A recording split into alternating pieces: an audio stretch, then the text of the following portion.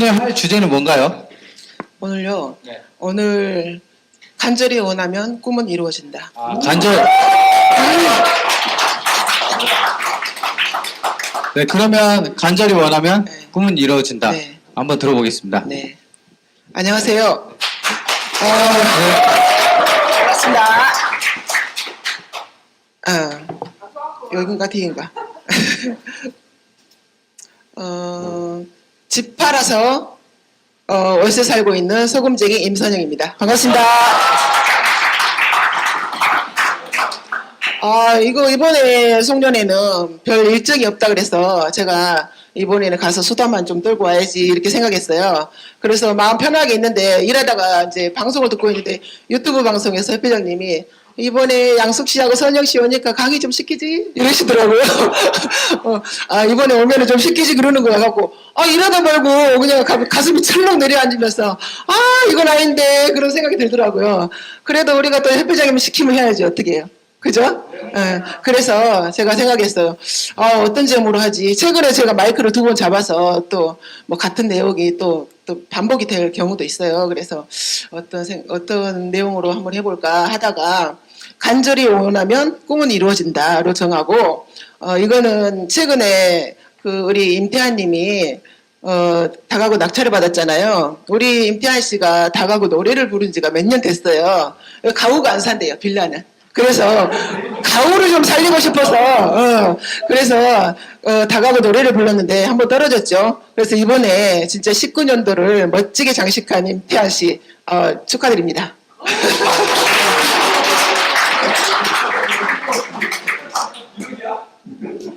그리고 이제 올 초에 제가 우리 딸이 버킷리스트를 작성해서 자기 방에다가 방문에다 딱 붙이더라고요. 그러더니 우리 딸이 엄마 우리 보물지도 그릴까? 만들까? 이러더라고요. 그래서 그래? 그랬어요. 그랬더니 우리 딸이 A3 용지, 리본, 뭐 본드, 풀, 뭐 레이스, 뭐 이런 것들, 목공용 뭐 본드 뭐 이런 것들을 많이 사왔어요. 그래가지고 컴퓨터에서 이미지 사진을 빼가지고 꿈을 하나씩 A4 용지에다가 꿈을 붙이기 시작했어요. 그 꿈들이 올 초에 붙였던 꿈들이 뭐냐면 빌딩 갖기, 그리고 골프하기, 여행 가기, 해외여행, 제주도 여행, 그리고 낚시, 예쁜 몸매 사진 붙여놓고 그런 것들 다 하고 마지막에는 종잣돈 1억 만들기 가운데다가 딱 붙였어요. 그래서 레이스랑 예쁘게 장식해가지고 액자를 만들었어요. 액자를 만들어 놓고 나란히 2개를 붙여놓고 계속 꿈을 키워갔습니다. 그러다가 제가 올해 종잣돈 1억을 만들었어요. 천안 상가를 1월달에 이제 낙찰을 받으려고 입찰장에 갔어요. 갔는데 사람들은 이제 많이 왔었지만 그 자리에서 제가 떨어졌어요. 떨어지고 이제 2등으로 하고 터벅터벅 걸어오고 있는데 누가 부르더라고요. 사모님 하면서 부르더라고요. 딱 뒤돌아보면서 네? 그랬더니 그분들은 이 물건 채권자였어요. 채권자 유동화 회사에서 적당한 선 이하로 쓰는 걸 방어 입찰하기 위해서 온 유동화 회사였고 저한테 제의를 한 거예요. 이제 협의를 하기 위한 제의를 했는데 제가 원래 1층에 상가가 2개 있어요. 전용 43평인데 그 상가를 2개를 보려고 했고 그리고 2층에는 또 전용 66평이 있어요. 그게 통상가로 이루어져 있는데 제가 2층까지는 자신이 없어서 1층 2칸만 이번에 입찰을 보려고 마음 먹었는데 그분들은 적절한 수준 그 이하로 못 쓰게 들어왔었고 저는 2억 8,500을 썼는데 그분들은 3억을 넘겨서 썼죠. 그래서 그분들이 제안을 하더라고요. 우리가 원하는 금액 정도에 써주면 3억 3천에 금액을 써주면 뒷돈으로 3천을 챙겨주겠다 이런 말을 하더라고요. 그러면은 3억 3천인데 3천을 챙겨주면 내가 쓰고자 하는 금액이 2억 8,500이었잖아요. 그럼 그 금액에서 1억 1,850만 아니지 얼마인가? 1,500이죠. 1,500만 더 쓰면 이게 1등으로 낙찰되는 거예요. 그럼 따지고 보면 그 정도는 나쁘지 않아요. 오케이 할 수도 있어요. 근데 얘들을 믿을 수가 없더라고요. 이제 그것도 현금으로 3천을 준다는데, 그것도 나쁘진 않은 것 같아요. 그냥 좀 쏠깃했어요. 그러고 나서, 글쎄요, 일단 한번 생각해 보겠습니다. 했더니 그분들이 연락처를 받더라고요. 그리고 내려오는 길에 언니한테 제가 연락을 드렸어요. 연락을 했어요. 언니야, 이러고 저러고 해서 이렇게 됐는데, 어떻게 생각해? 그랬더니, 몰라, 나도 모르겠는데, 협회장님한테 한번 물어봐요. 그러더라고요. 그래서 그때 이제 협회장님한테 전화를 했어요. 협회장님한테 이제 상황을 말씀드리고 말했더니, 그 애들은 거짓말 안 해요. 이렇게 말씀하신 거예요. 근데 그 말이 딱 굉장히 믿음이 오더라고요. 그래서 두 번도 고민 안 하고, 그쪽에서 오면 제대로, 밀당해서 합의금을 좀 올려야 되겠다. 이 생각을 했어요. 그래서 아니나 다를까 이제 그쪽에서 전화가 왔죠. 그리고 그분들이 이야기하던 금액에 3천원을 준다고 했는데,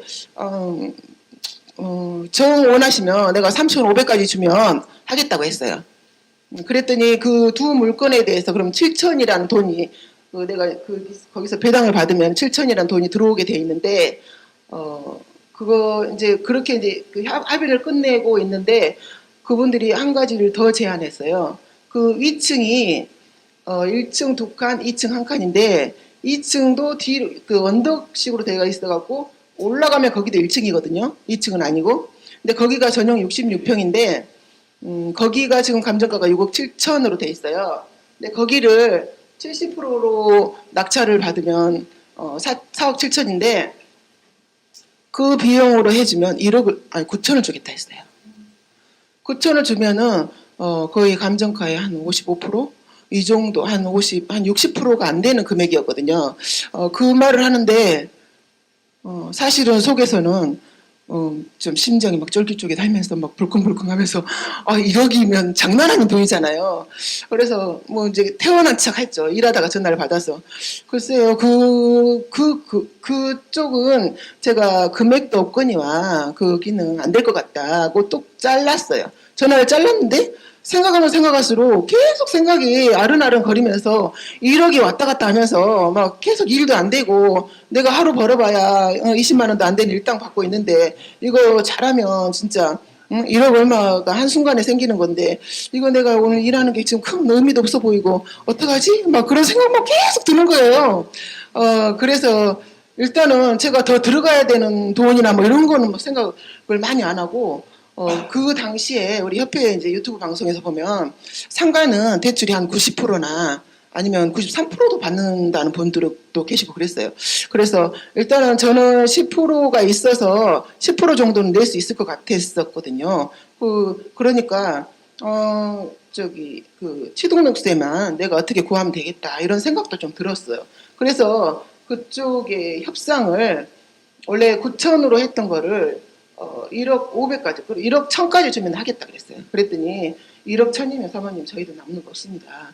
1억까지 하시죠. 이렇게 말했는데 저도 저한테 돈이 있는 게 아니고 남편한테 상의를 해서 받아야 하는 돈이기 때문에 우리 신랑이 듣기에 타당성이 있어야지 된다. 그래서 적절한 금액이 한 1억 1000 정도면 제가 한번 우리 신랑한테 말할 수 있을 것 같다 이렇게 말했더니 1억 1000은 안 된다 했었고 그래서 합의 끝에 1억 500까지 한 거예요. 그래서 두 개의 물건을 배당 이제 그 잔금 치르고 배당을 받으면 1억 7,500을 배당 받는 날 제 통장에 싸주기로 했어요. 그래서 이제 그걸 믿고 있었지만 그런데도 정말 가슴은 쿵덕쿵덕하고 혹시라도 쟤들이 돈을 안 주면 나는 진짜 부도잖아요. 나는 진짜 쫓겨난 게 문제가 아니고 내가 이제 여기에서 어떻게 이제 살아나갈 것인가 그런 것도 암담했어요. 근데 일단 협회장님 말 믿고 한번 가보자. 배짱이 조금 있긴 있어요. 다른 사람 같으면 쉽게 하기 힘든 그런 부분이었는데 일단 밀고 나가보자 이렇게 생각했어요. 그러던 중에 대출을 알아봤죠. 대출 제가 이거를 낙찰을 어찌 하다 보니까 저는 억대에서만 놀 줄 알았더니 10억대로 가버렸어요. 이 낙찰가가 11억 3천이 돼버렸네요. 1층 두 칸하고 그 2층 한 칸, 43평짜리 두 칸하고 66평짜리 한 칸 하다 보니까 낙찰가가 11억 3천이 됐어요. 그거 90%까지 대출을 받으려고 했는데 제가 한 100군데 정도 대부업계에 전화번호를 쫙 뿌렸어요. 문자로 쫙 뿌렸는데 90% 받을 줄 알았어요. 받을 줄 알았는데 거좀 그 잔금 납부해야 될 기일이 다 돌아오고 있는데도 90%는 놔두고라도 85%도 안 되는 거예요. 그래서 이러다가 진짜 잔금 납부 못하는 거 아니야? 막 이렇게 생각 들면서 이게 적은 액수가 아니잖아요. 몇천도 아니고 이게 장난 아니다 싶은 생각이 들면서 막 정신이 바짝 들고 굉장히 지금 엄청 막 긴장이 많이 됐었어요. 네, 그래서 이 선에서 이제 어떻게 해보자 해서 알아봤더니 최고가가 80%였어요. 그래서 80% 선에서 한번 이제 해봐야 되겠다 생각을 했어요. 근데 80%를 하다 보니까 이게 20% 정도는 제가 이제 만들어야 되는 금액이고 그러다 보니까 이게 2억 2,600 정도가 제가 만들어야 되는데 그 이전 등기 비용만 해서도 5,400이었어요. 그래서 2억 8천 정도를 제가 만들어야 되는 돈인데 제가 어려서부터 잘하는 게 한 가지 있어요. 돈 빌리는 거. 공부가 아니고 돈 빌리는 거 잘했어요. 왜냐하면 어려서 저희 집이 두 집 살림을 했어요. 공부 좀 열심히 좀 하라고 순천에다가 집 얻어놓고 부모님들은 시골에서 농사 짓고 우리 아버지는 철도 공무원인데 하루 쉬고 하루 근무, 하루 쉬는 날은 또 시골에 가서 이렇게 농사 짓고 이제 그랬는데 그때 한참 먹성 좋을 때 먹을 때인데 용돈을 안 주는 거예요. 또 그 순천은 안 와. 그래서 배는 고파 죽겠는데 뭐 또 먹고 싶고 그러는데 엄마가 안 와. 그러면 친구한테 100원을 빌려요. 그래서 내준다 하고 100원을 빌렸어요. 근데 엄마가 오늘 저녁에 안 오잖아요. 그럼 내일 100원을 줘야 되는데 어떻게? 근데 배도 고파. 200원을 빌려 다른 친구한테. 그래서 100원 갚고 100원 또 까먹고. 예. 그랬는데 그 다음날 되면은 300원을 빌릴까요? 아니요. 그날은 200원만 빌려요. 이제 늘어나면 갚기 힘드니까 오늘 하루는 참아. 그래서 200원 다른 또 친구한테 빌려가지고 100원 또 갚아요. 그런데 이제 그날 엄마가 오죠? 그러면은 거짓말 쳐요. 엄마 나 너 지금 저금해야 돼. 1,000원 줘. 이렇게 그러면 우리 그때 막 저금하고 그랬었잖아요. 그 시절에. 학교에다 뭐 2,000원, 뭐 3,000원 이렇게 저금했는데 그러면 엄마가 이제 1,000원 주고 가요. 그러면 그 다음날 어제 빌렸던 200원 갚아요. 갚고 그리고 800원 엄마 언제 올지 모르니까 갖고 있다가 까먹죠. 이제 그렇게 해서 제가 어린 시절에도 돈은 잘 빌렸는데 신용이 굉장히 좋았어요. 그래서 내가 100원 빌려달라 하잖아요. 그러면 다른 친구한테 빌려서라도 갚고 그 다다음 날에 빌려주라면 또 빌려줘요. 그래서 제가 등급이 굉장히 좋았어요. 1000점에 1000점. 여기 돈 안 빌리고 안 갚은 사람이 신용 등급 안 좋은 거 아닌가 아시죠? 잘 빌리고 잘 갚아야 신용이 좋습니다. 저는 아주 잘 빌리고 돈도 잘 써요. 잘 빌리고 잘 갚았어요. 그래서 토스 등급 보면 1000점에 1000점이었어요. 그 정도로 등급이 좋았고 대출 받으러 가면 제가 거래 안 하던 은행에서도 1등급 거래 한 번도 안 해보던 은행에서도 1등급이라고 해서 이자도 싸게 하고 잘해줬던 건데 이제 제가 아무튼 이제 우리 언니가 그때 제가 시점을 잘 만났어요. 이제 이 돈을 많이 만들어야 되는데 그때 그 시절이 우리 언니가 다가구 팔아가지고 마이너스 통장을 딱 그 플러스 만들어 놓은 그 시점이었어요. 그랬는데 제가 아무튼 10% 보증금 주고 만들어야 되는 금액이 1억 600이었거든요. 1억 6천이었거든요. 그래서 우리 언니는 이제 사정 다 아니까 언니한테 부탁을 했죠. 언니야, 나 돈 좀 빌려주면 안 될까? 그래서 나 배당 받으면 바로 이제 어떻게 해갖고, 어떻게 이제 해준다고 하고, 이제 언니한테 1억을 빌렸어요. 1억을 빌리고, 또 제가 아는 동생이 있어요. 근데 그 동생한테 돈을 좀 빌려달라, 여유가 있으면. 내가 그 배당만 떨어지면 그 기간이 한 2달 정도 걸리는데, 그 기간만 빌려주면, 네가 필요할 때 나도 좀 빌려주겠다. 그런 말을 했어요. 근데 그래도 돈을 쉽게 주는 건 아니잖아요. 쉽게 되는 건 아니거든요.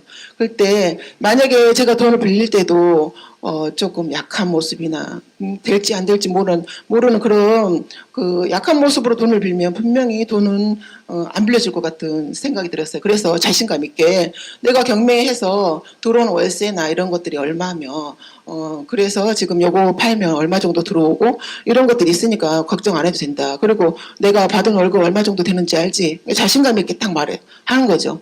그렇기 때문에 언니 나는 믿지. 알았어. 빌려줄게 3천. 빌려줬어요. 그리고 그래서 이제 동생한테 빌리고 또 다른 동생한테 이야기를 했더니 언니 난 돈은 없어. 근데 언니가 정 원한다면 카드로 빌려줄게. 그래서 3천을 빌려준대요. 그래서 그 친구가 카드론으로 16% 이자로 빌려주는데 그래도 괜찮냐고 하더라고요. 저 잔금은 못 내게 생겼는데 그게 문제가 아니잖아요. 오케이, 무조건. 그래서 16%로 땡겼는데 그 친구는 그래도 나를 보고 해준 건데 내가 혹시라도 안 갚으면 자기는 원전 날리는 건데 미안하잖아요. 그래서 일단은 16%였지만 20%로 갚았어요. 20% 갚고 이거가 이제 대출을 좀 11억 3천 하다 보니까 대출이 한 9억 4백 정도 80%가 9억 4백이 되는 거예요. 그래서 이제 이자만 해서 330이고 화재 보험이 23만 원 해갖고 총 월 들어가는 비용이 353만 원이에요. 매달 나가는 돈이. 현재 1층 상가가 지금 43평 각각 3천에 지금 180 내놓은 상태고 2층은 66평 5천에 250에 내놓은 상황인데 세가 다 나가면 보증금이 1억 천 들어와요. 그리고 월세가 610 정도 들어오는데 이거를 이제 화재보험하고 이자 이런 거 다 빼니까 수익은 만약에 이제 그 금액으로 나간다면 한 257만 원 정도 나가더라고요. 11억 3천에서 1억 7천 5백을 아니 11억 3천이죠. 거기서 이제 1억 7천을 제가 배당 받을 때 뒤로 받았잖아요. 그러다 보니까 9억 5천이 잔금 납부할 때 들어갔는데 9억 5천 5백. 그래서 9억 5천 5백이 대출금 9억 4백을 빼니까 5,100 정도가 투자가 됐는데 여기서 취등록세가 5,400이었어요. 그래서 총 제가 들어간 비용이 1억 5백이었고 여기서 보증금 1억 1천이니까 1억 1천에서 1억 5백을 빼면 남은 돈 500이 있어요. 남은 돈 500이고 이자만 해서 257만 원이 남는 셈이죠. 지금 이 상가는 받은 지가 7개월 됐어요. 7개월 됐고 이거는 천안 상가로서 골프 브랜드 의류 매장으로 형성돼 있어요. 그리고 앞집 앞집 보건호 사장님이 당신이 이뻐서가 아니고 여기가 활성화되려면 그 가게 나가는데 협조를 해주겠다 하시고 누가 물어보면 전화가 와요. 그거 해주시고 또 저희 매장 옆에 풋조이 사장님이 저번에 한 달 전인가도 전화가 왔어요. 제가 그 2층 상가를 5천에 지금 250에 내놨는데 그거 사장님 얼마에 내놨어요? 하고 전화 왔더라고요. 저요 그거 5천에 지금 250 내놨어요. 그랬더니 그거 저 부동산 수수료 안 받는다 생각하고 5천에 그 200이 안 돼요? 이렇게 말하더라고요. 안 돼요 사장님. 그거 내가 300이 있던 거 지금 250에 내려놓은 건데 그렇게 하면 안 되죠. 사장님이 전 그러시면 사장님 받고 20만 원 깎아드릴게요. 이렇게 말했어요. 그랬더니 그 부동산 수수료 안 받았다 생각하고 그거 200에 해주지 누가 200에 한다면 들어온다 그러는데 이렇게 말씀도 하시는데 저는 일단 팔 목적도 있기 때문에 그 물건을 일단은 임대를 너무 낮게 낮추고 싶지는 않고 지금 이제 거기도 이제 아무튼 주위 분들한테는 친분을 많이 쌓아놓은 상태고 그리고 부동산 한 100군데 정도 TM을 해놓은 상태이고 그래서 지금 전화도 간간히 들어오긴 해요. 근데 임차인 안 맞춰졌지만 그리고 제가 지금까지 경매를 해서 들어온 월세가 시간이 별로 없다 보니까 낱낱이 이거 제가 오늘 까발을 드리려고 했거든요. 근데 시간이 너무 많이 걸릴 것 같으니까 제가 간단하게만 말씀드릴게요. 길게 하셔도 돼요. 길게 하세요. 그럼 조금만 더 길게 할까요?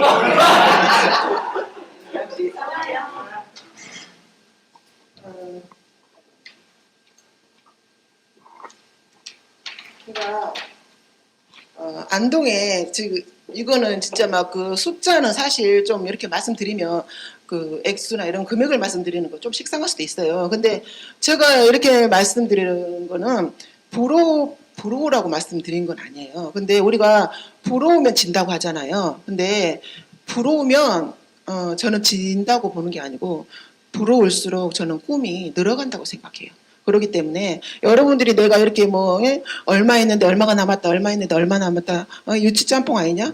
너무 그 외양간에 손을 왜 세냐? 이렇게 이야기할 수도 있지만 내 남들이 그 부자 되는 모습이나 남들이 하는 모습을 보면서 진짜 나도 저런 모습 닮아가고 싶다. 저렇게 하고 싶다. 나도 1년에 한 200 정도, 100 정도 이렇게 나오는 월세 하고 싶다. 그런 마음을 생각하면서 꿈이 커가는 거잖아요. 이거 제가 여러분 앞에서 자랑하려고 한 거 아니니까 오해는 하지 마시고 들으세요.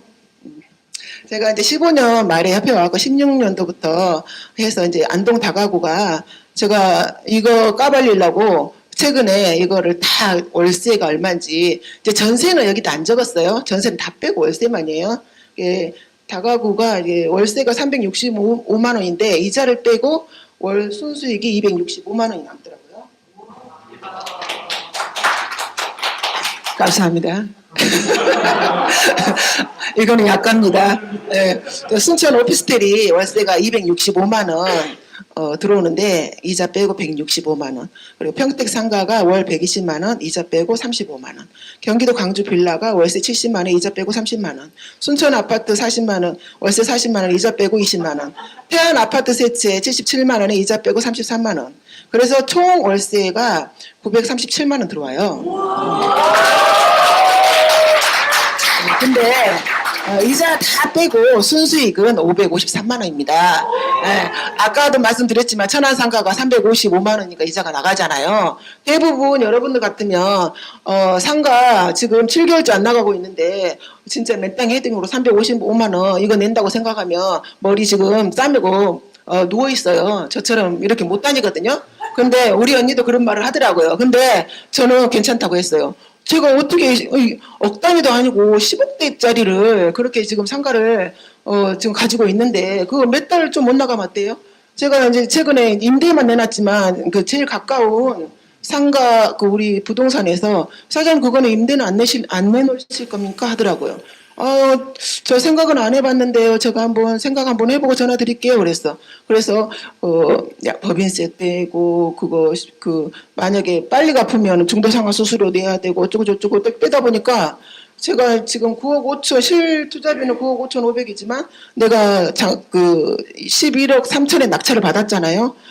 그랬는데 적어도 15억은 받아야지 나한테 좀 남을 게 있을 것 같은 거예요.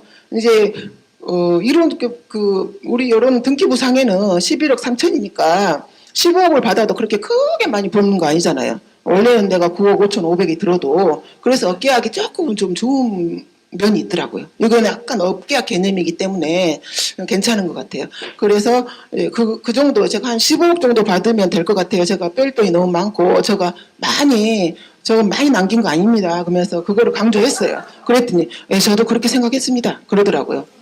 그래서 저는 이제 9억 5천 5백에 샀잖아요. 그러면 15억에 만약에 판다. 그러면 최소 한 5억은 팔잖아요. 5억은 남잖아요. 이렇게 시차익이. 근데 한 4억은 남으면 또 어때요? 근데 내가 만약에 4억 남는다 쳐요. 1년에 내가 355만 원을 1년을 내니까 4,200만 원이니까 되더라고요. 근데 내가 4억 버는데 4,200만 원 조금 그 정도 좀 내면 어때요? 괜찮지 않아요? 네. 오늘 강의는 여기까지 하겠습니다. 그리고 아까 충정 씨가 방송 들으니까 꼭 70 매체를 가지고 있다. 이름은 누구라고 말 안 하겠다. 이렇게 말하는데 저 70 매체 아닙니다. 34개고요. 천안상가 나가면 37개 임대차 계약서가 생깁니다. 이상입니다. 네. 잠깐.